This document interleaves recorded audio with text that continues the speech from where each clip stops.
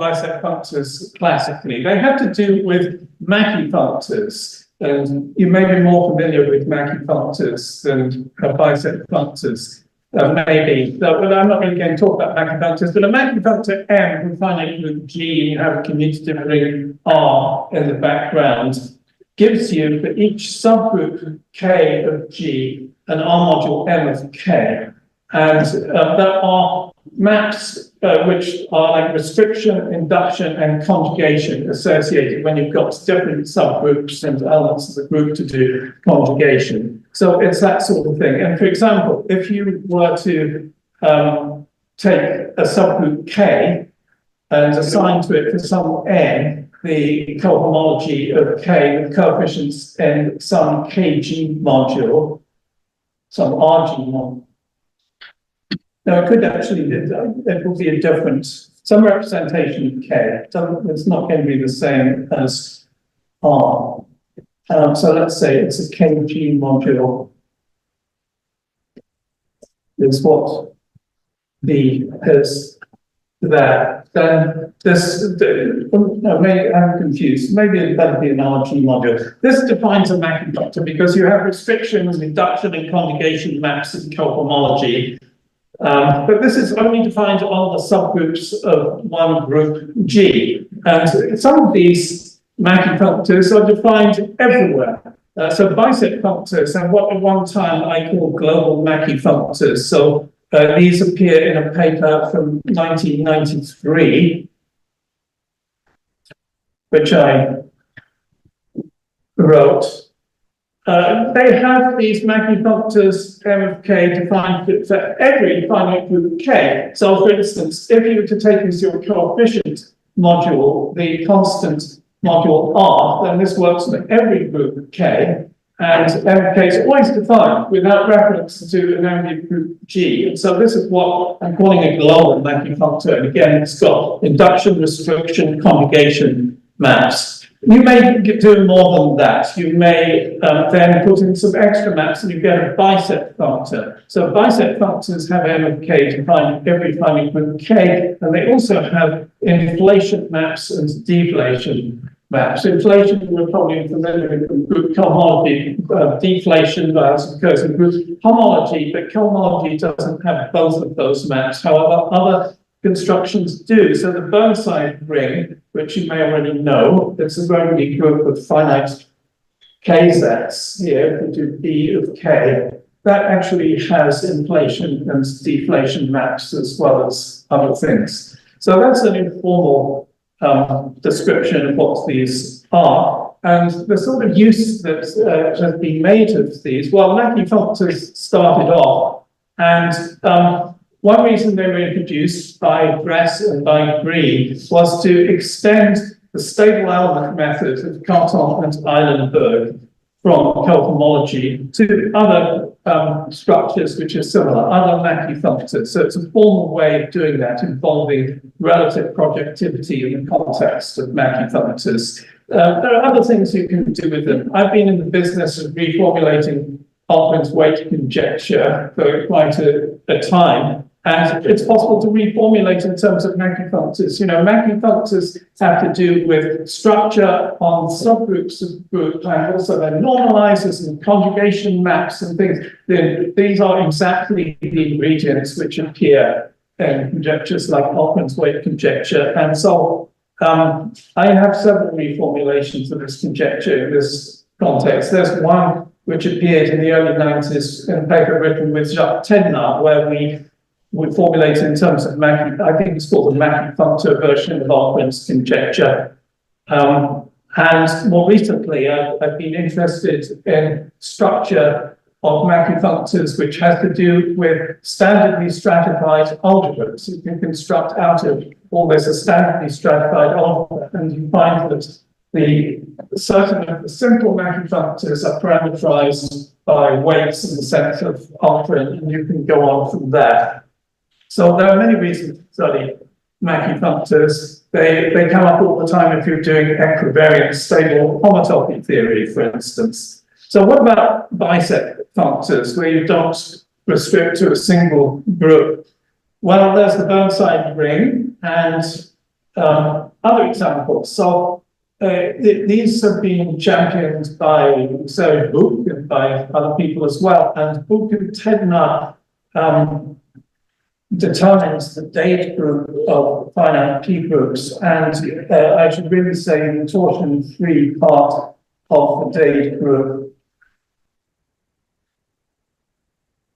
to be correct, that you may be interested in the refinements of induction theorems for character rings and so forth. And Robert Portier and his students and other related people are very much using this sort of structure in that context. With the global Mackey functors, which I was using in 1993, in that paper, I produced a method for computing cohomology, at least the P part of cohomology of your group. In terms of the cohomology of P subgroups, not the only way of doing it, but I got a formula which comes down to the same information that is in the fusion system of the groups that you're dealing with. Fusion systems perhaps were only just being created at that time. I did not know about them, but the information is the same. And so I consider, for instance, the cohomology of all finite groups which have a dihedral Z-log2 subgroup, for instance, and there are 3 parts to the formula which I produced, which corresponds to there being 3 fusion systems. And with hindsight, it's another way of packaging that fusion system information, I would suggest. And also in that same paper, I gave an independent proof of theory of Benson and Feshbach, which describes it takes the double Burnside ring, which has to do with morphisms between P-completed classifying spaces, and they proved something about that in the structure of that ring. So I'm trying to give you an overview of why we would want to know about these things. And there are a lot of reasons. So bisects, I haven't really given you a definition. Here is a definition. It gets a little technical. We need to know what is a biset. If G and H are finite groups, a GH biset is a set with a left action of G and a right action of H, so that these actions commute.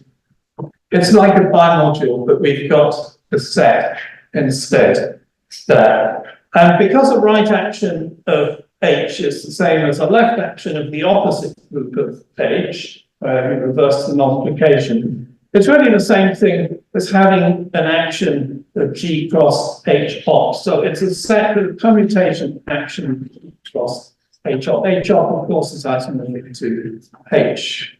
Then what we may do is take, if you will, the Burnside ring of these bisets, but I'm going to look at a slightly different structure. So A subscript RGH is the pre-R module with the transitive finite GH bisets as a basis. And in the Burnside ring construction, if you've got a disjoint union of 2 sets, you say it's the sum of those sets, which it seems an innocuous condition, but actually it's quite interesting not to impose that condition and see what you get. And of course, it becomes much more complicated. And there is also a composition of bisets. If you've got a GH biset and an HK biset, you may multiply them and you may factor out the action of H. So you take the H orbits on this thing, you amalgamate over H. That's a composition, it's associative if you take isomorphism classes. The biset category of a commutative ring R has its objects finite groups and homomorphisms from H to G. For technical reasons, because I compose on the left, it goes the other way around. It's going to be elements of this A, G, R. So the linear combinations are linear combinations of GH bisets, and the composition is given as I said. It's very hard to see what that is if you're seeing it for the first time. Sorry, we're going to just a question: is the composition distributed over the? Yeah, the composition is distributed over the plus. Yes, yeah. Then a biset functor. So this is the biset category. Its objects are finite groups, these funny homomorphisms. Biset functor is a functor. So for each finite group, you have an R module M with that group. And you have operations between them corresponding to these bisets, but it's hard to see. I'll elaborate on that in a moment. So that's the classical theory for groups. I'm now going to go to the next slide. I will see the effect this has if I do that, but it doesn't immediately change. Okay, so this one says bisets, the categories of the topic, exactly the same, except that I've written instead of G and H, I've written C and D here. C and D is supposed to be finite categories, and otherwise it says the same thing, but some things need explanation perhaps. It's a set, a biset is a set omega with a left action of C and a right action of D. What on earth is that? So that these actions commute. This is the same as a set with the action of C plus D off. So D is a finite category. D off is the opposite category. You can probably manage that. But this is the same thing as a functor. The name of the functor is omega from the category C cross D off to the category of finite sets. If you've got a group G and a G set is the same thing as a functor from G regarded as a category to the category of sets. So this exactly generalizes what happens with groups. Perhaps hard to see what they look like. You can take the disjoint union of these things, believe me, and that gives you the sum. There's a composition where, I'm not going to write out the formula, it's given by a coend, is what you need, and you're basically amalgamating over the category D in the middle. Works the same way as for groups. And the biset category has as its objects finite categories. I didn't intend that to be there. Saying groups, finite categories. You know, imagine I did some copying and pasting, but I didn't make all the corrections. And homomorphisms are elements of this Burnside ring. The biset functor is an R linear functor M from that B to R module. So for each finite category, you will have an R module associated to it, and for each biset, you will have an R module homomorphism between those corresponding things. Rather hard to see what those look like. So I think I have actually explained everything that goes on there, but let me just flesh it out a little bit with examples. So if we've got a biset functor defined on groups, well, first of all, recall that you've got a biset functor M for each biset omega. There's a homomorphism M of omega from M of D to M of C, like that. But if we're dealing with groups, then we've got restriction, and co-restriction operations. And these are encoded by what happens if you take the bisets where H is a subgroup of G. You can take G as the set and let G act from the right and H act from the left. Or you can do it the other way around. And if you go from G to H, that will give you restriction. If you go from H to G, it will give you co-restriction. And the composition of those bisets does encode those restriction and co-restriction operations in the way you would think. There's also inflation and deflation. If Q is a quotient of G, then we can take Q and regard it as a biset in two ways like that, and they encode inflation and deflation.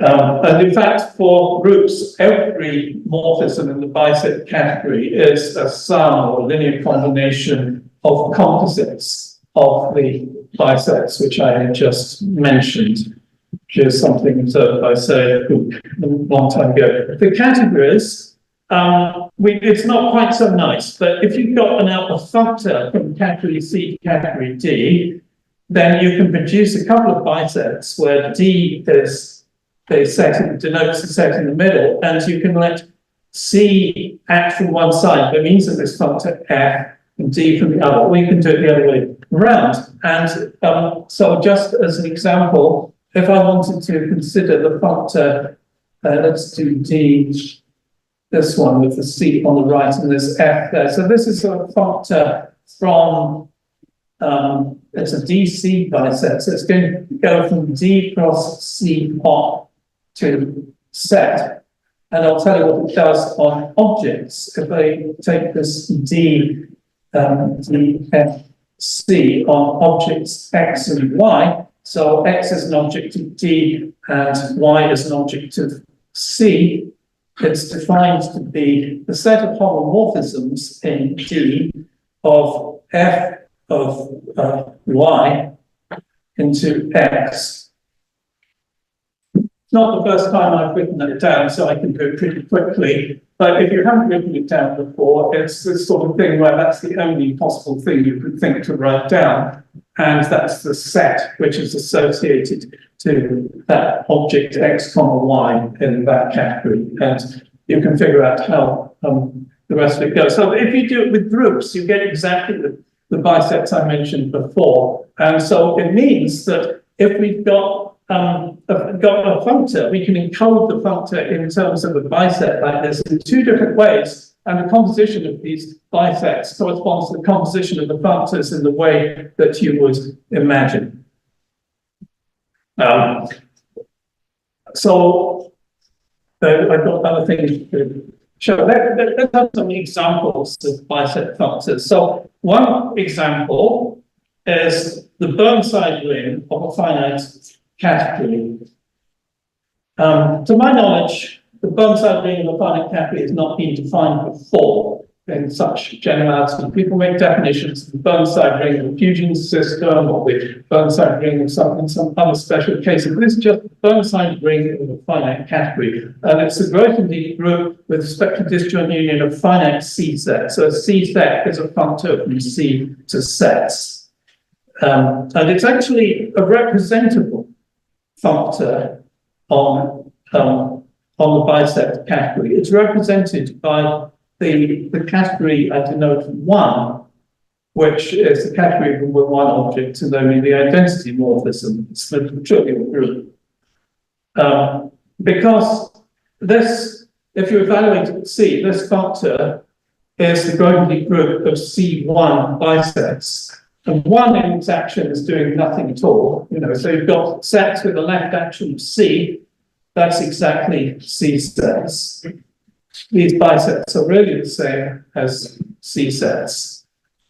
So that's a really important, this biset function is crucial to the theory.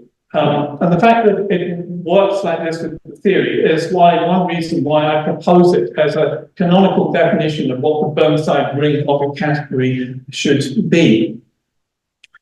There are other examples. So you may, for instance, take the category algebra, KC over some ring K, and you may take the green ring, if you will, the Grothendieck group of finitely generated KC modules with respect to direct sum decomposition, and that's a biset functor also. So you get these type of examples. There's more examples coming up.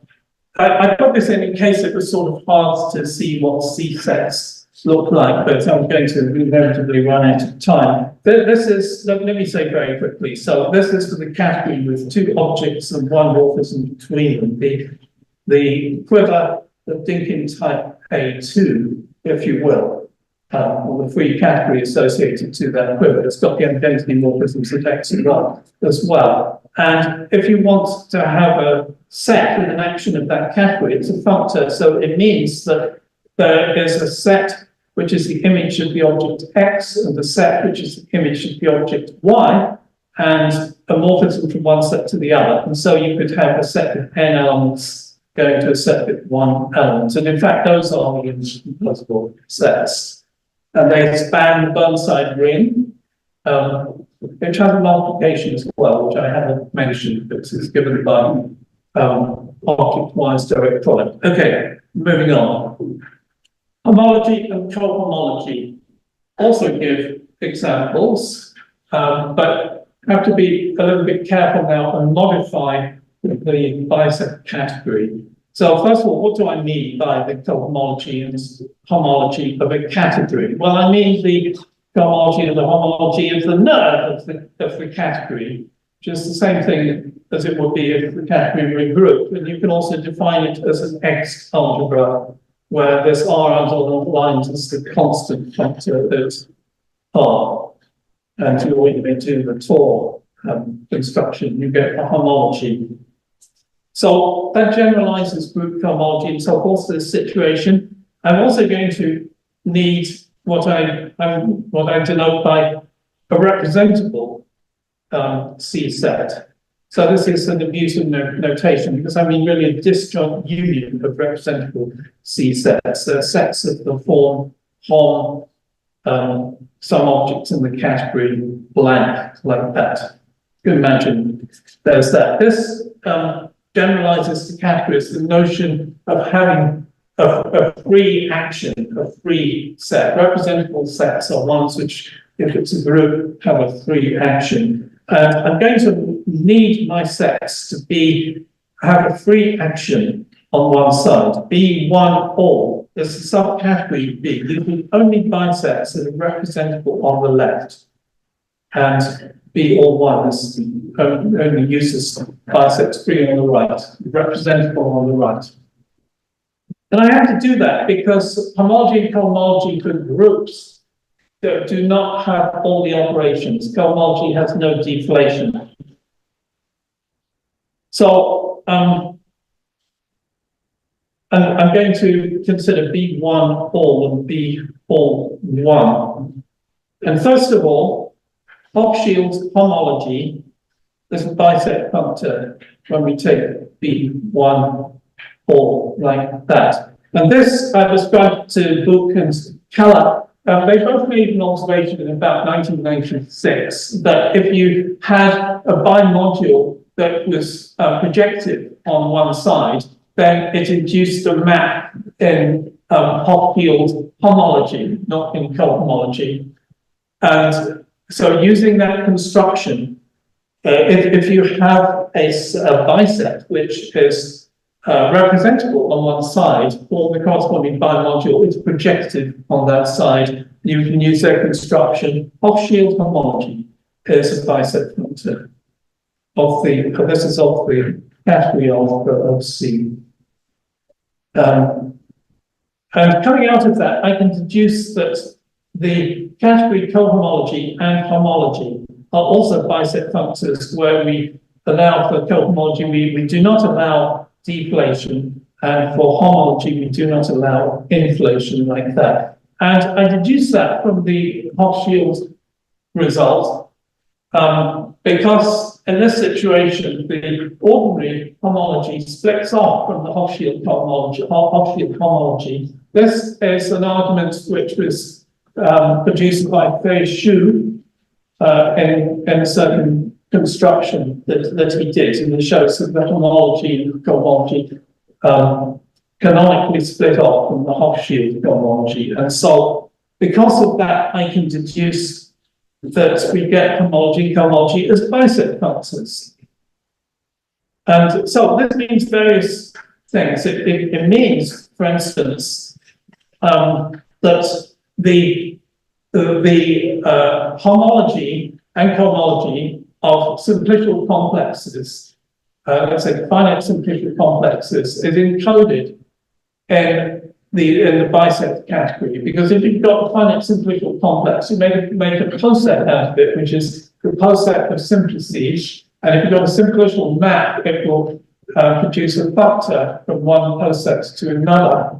And those functors then give you bisets, which then give you, as I described, which gives you operations which compose correctly. And so the whole of the theory, simplicial maps being simplicial spaces is encoded in this biset category. And now we can take homology, cohomology, we can realize it as a biset functor. I say this because the theory is really quite wide, and one of the things, and still that I work with, has got to do with it all, and I'm not quite sure what to do with it all, actually, but that's for some way down the line, I think. But it has to do, this business has to do with finding transfer maps in the cohomology of categories. And finding transfer maps is a business because as well as encoding maps in the covariant direction, you also get operations going in the opposite direction.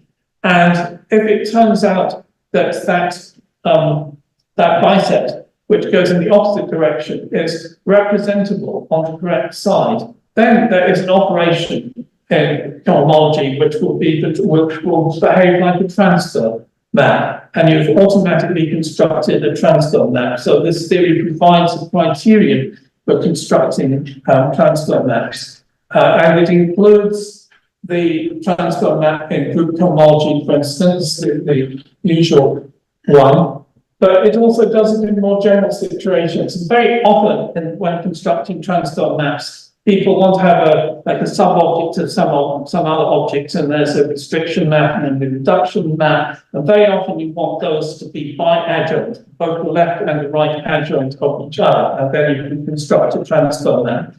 In this situation, you can have a setup where you're constructing a transfer map and it no longer requires those functors to be adjoint on both sides to each other. So it seems potentially more general. Moving on. So I'm now on to the monoidal. We go by the light watch is about 3 minutes faster than the one I walk. Okay, I was going to say okay, let's go by the one on wall. There's monoidal structure on these categories. So first of all, on the biset category B as a tensor product, take the direct product of the categories. And this category 1 is the unit object with respect to that tensor product. So what we have is an additive category. The biset category is an additive category, so it's got a tensor product with a structure with a 1.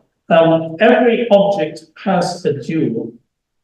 This is what I'm calling a rigid tensor category. It's a symmetric monoidal tensor category, which is pre-additive, not abelian.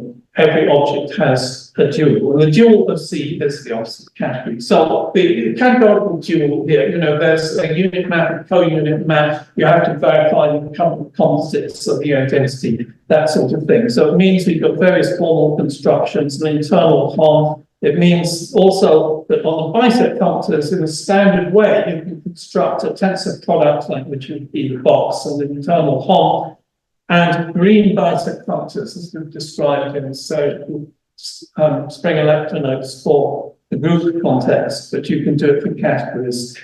Green biset functors arise out of this, but we've been using this for something else. So this comes to work with Andrew Snowden. So let me summarize some things. This is over a field of categories 0 here. So I want the order of groups to be invertible. First of all, if in the classical situation, this is all for finite groups. On finite groups, biset functors, when you require 3 bisets, they're semi-simple. And I proved that independently, or Josh Kuhn proved it as well. That's a while back, like in 2005 or something.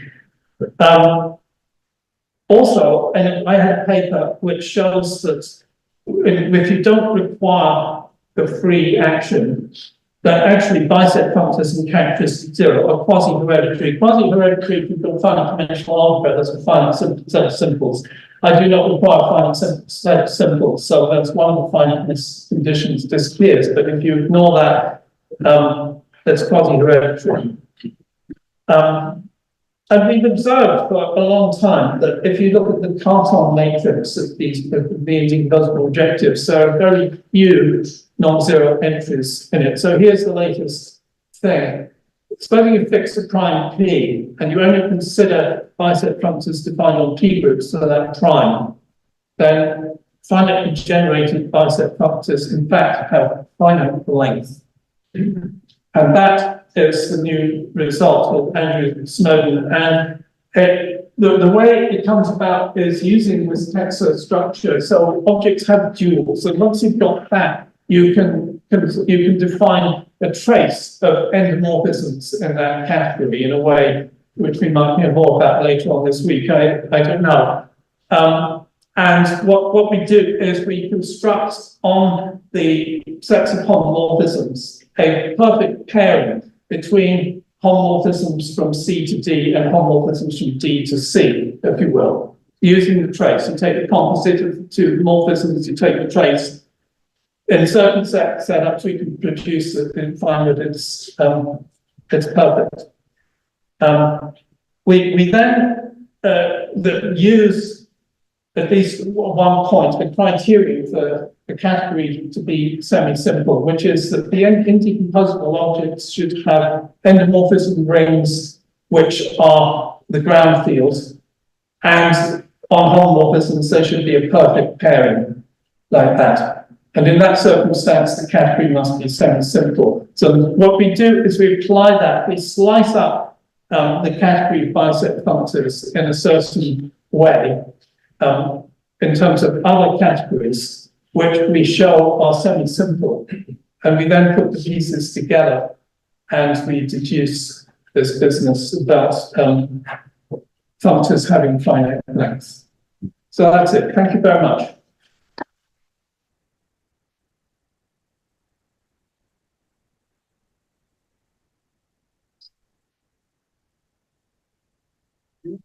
Questions? I have a comment and a question. So the comment is, I mean, the Stefan Freda's global equivariant homology theory might provide examples of the very thing you started with. Probably, okay. Well, no, but this is, you know, it's like one thing at a time, and it's not the first time I've had that, but I haven't explored it. And thank you. Yes, yeah. My question is, I remember some papers by a Japanese mathematician named Hiroyuki Nakioka from around 10 or 15 years ago, where he uses Biset functors to get at Kanbara functors, and to get at not only the additive transfers, but also the multiplicative transfers. And I just wondered if you considered whether or not that sort of result also falls out of discussion. Yeah, I don't know. I think that sounds also very interesting. My feeling is that what you can do for groups, you can do for categories. And again, I think that's a source for further development.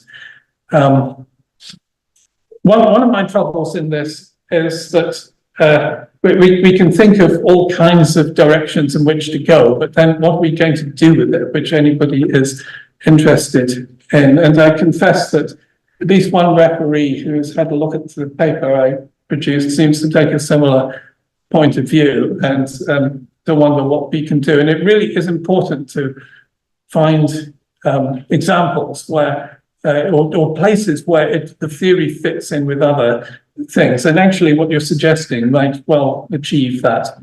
Yeah, it seems like some of these results Nakioka was proving via this, categorical Biset thing. We're getting the same results that were being proven by like Hill, Hopkins, and Revenel from stable, equivariant stable homology theories. So there was this kind of amazing intersection, which maybe provides motivation that could satisfy the referee. Yeah.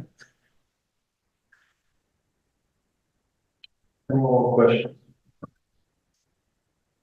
Here's a naive question. So once you so I guess the transfer map goes from a decennial subcategory, cohomology lineal subcategory back up. So if you restrict down and transfer back up, then what do you get? Right. Well, the transfer is not necessarily going to go from, there won't necessarily be a transfer map from any old subcategory, but there will be favorable circumstances. And the circumstances will be when you regard the bigger, you take that biset which comes from the bigger category and you let the subcategory act on one side, whether what you get is representable. That's the criterion. Yes. But then there's the question, assuming you're in that favorable situation, what does the composition look like if you go up and you go down? Well, that's that's answered by taking the two bisets, the one which goes up and the one which goes down, and composing them together and seeing what you get. And I don't expect a nice uniform sort of answer like a Mackey formula, unfortunately. More questions? If not, then let's end this with my